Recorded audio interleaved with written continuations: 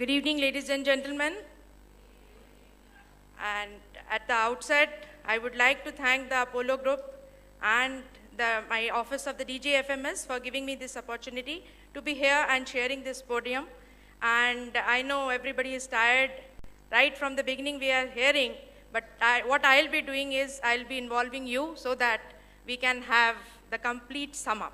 But before that, I bring greetings to all of you from the College of Nursing, Armed Forces Medical College, Pune.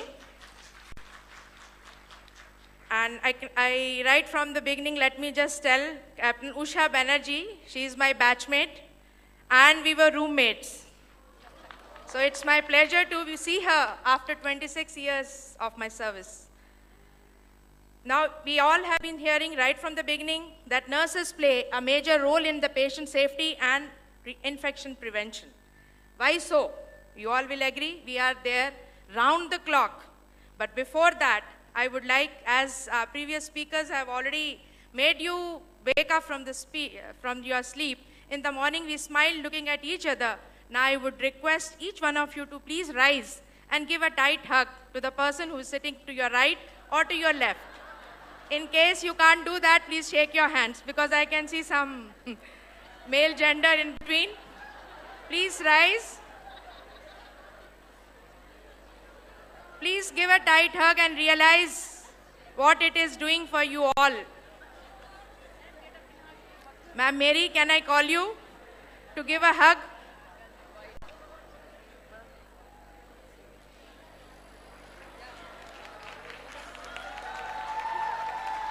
Just a moment, madam. See, we all gave a tight hug, but I would share the hug which I got from my mother-in-law when I left for my home. Please observe.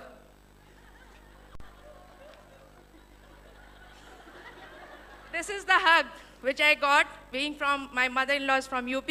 That is how we meet when we meet after long or when we depart. That is what is the culture. This was just a lighter side, I thought, sitting over here. But let me share what is the importance of these hugs. Right, I have landed up yesterday. There are many of my friends and colleagues who are posted and they are from Command Hospital, Air Force, Bangalore, from where they have come. I am also staying in that, being a part of them. So I got so many hugs right from the last evening. And you will not believe I have not opened the presentation after I have prepared in the college when I left from there. Because of these hugs and right now what you all have done. But you will realize that it's a study. They have told hugging is a good medicine. We require 4 hugs a day for survival and 8 hugs for maintenance and 12 hugs for growth. So when you leave this hall, please ensure that every day morning when you get up, give a tight hug to your partner, then to your son, then to your parents before leaving. You will really feel the day is enlightened. Now we move on to our topic. I have already told we are spending more hands-on with the patient. That is why we are blamed every time that we have made an error. When we will do, then only we'll make errors and we'll make mistakes, isn't it? So we'll only be sharing in this session and I'll share my personal experiences where we have made errors and we didn't report and how we covered up. And we ensured that the patient does not land up in any serious situation. But right from the morning we are hearing what is safety. So here it is nothing, it's a state of mind. And it is a state of anticipation to prevent what is going to take place, unexpected thing. And it is ability to control the hazardous and be alert at all times. So the definition in the morning we have seen, but I'll just refresh it, that it is from the Institute of Medicine which has done a lot of work to err is human. Right from the morning we are hearing, that is, it is freedom from accidental injury.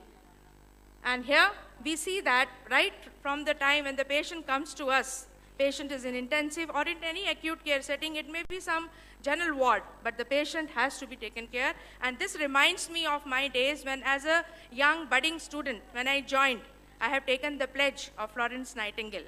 And so this concept of patient safety has taken right now the lead, but then it was right from the beginning. We have heard from the previous speakers also.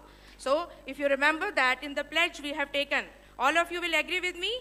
During the lamp lighting, we take this, I will abstain from whatever is deleterious and mischievous and will not take or knowingly administer any harmful drug and devote myself to those committed to my care. So So let us, on this day, when we are attending, refresh this and we ensure that we are not able to make any errors. But just to recapitulate right from the morning what errors and safety hazards which take place, I'll just share a few of the examples from these three areas. If you will agree, there is the maximum lead is taken by unsafe care or unsafe treatment or an unsafe procedure. And the second lead, which nobody has touched upon, is the unsafe facility and the criminal activity which takes place. I'll just throw little light on each one of these aspects. This has been covered up in large, that what mostly due to the unsafe care is the leading factor is the human, which we all are part of it. And there can be due to drug equipments or due to the patient disease or the related systemic errors. So let's one by one just take this, the human hazards. How many of you sitting here would accept that I have done some error? Or in my presence this has taken place? Yes, may I have the few hands are there. Would you like to share, ma'am? Yes. What happened? How the human error in any of these things which was taken? Can a mic be given, please? If no, then you can take this mic. Just few examples so that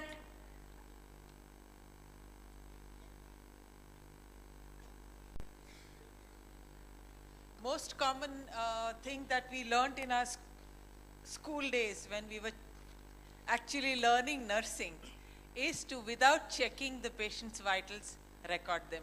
I also did it. Good evening, madam. yes. Hello.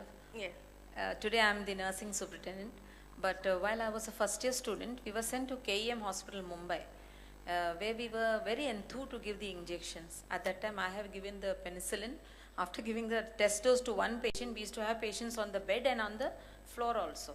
So the patient who was on the floor jumped on the bed. The next patient came on the floor. By the time I finished, I went and gave the fellow on the floor the booster dose. And then the nurse told me, "You gave the wrong patient." And I was so frightened that I kept on going and seeing him, and he asked me, "Am I going to die?" And I said, "No, you won't die. I'm just coming to check you because you're new." And I gave the wrong penicillin injection, though I can go into an anaphylactic shock if I get, so I knew the importance of that. I still feel very hurt about it. Please give her a big applause for sharing and admitting, because I am full with number of examples where it has happened under my leadership, or I call it as a clinical tutor while working, but I'll share it towards the end when I get time. So I'm not going to go into details of any of these human factors, but if you can see, there are plenty which we are able to make it. The second group, because of the drugs which we have been hearing right from the morning, look alike and sound alike drugs. Any one of you have administered any such drug? No. Might have, but you may not be, and that's what I said, you don't have to feel scared. It is just to say the tablet cinnarizine and tablet cetirizine, if they are lying, if their person has heard wrongly, and sometimes it happens that the counter patient has brought the drug and taken it also. Then he comes back telling ki pata nahi theek nahi ho raha hai, or this particular problem ho gaya mujhe. Then only we find the script, what is it being written, because in our scenario, most of our people who are taking, they are not educated. So in our command hospitals, most of the places we have in the dispensary a nursing officer who is being detailed now, and the patient, after collecting the drug from the pharmacist, goes to that counter and gets the complete explanation what and how has the drugs to be taken. Because at the counter, if you will agree, there's a long list, there's a long row, and the patient's pharmacist is not able to explain. So this new change has come in most of the command hospitals. When we were students, it was not there.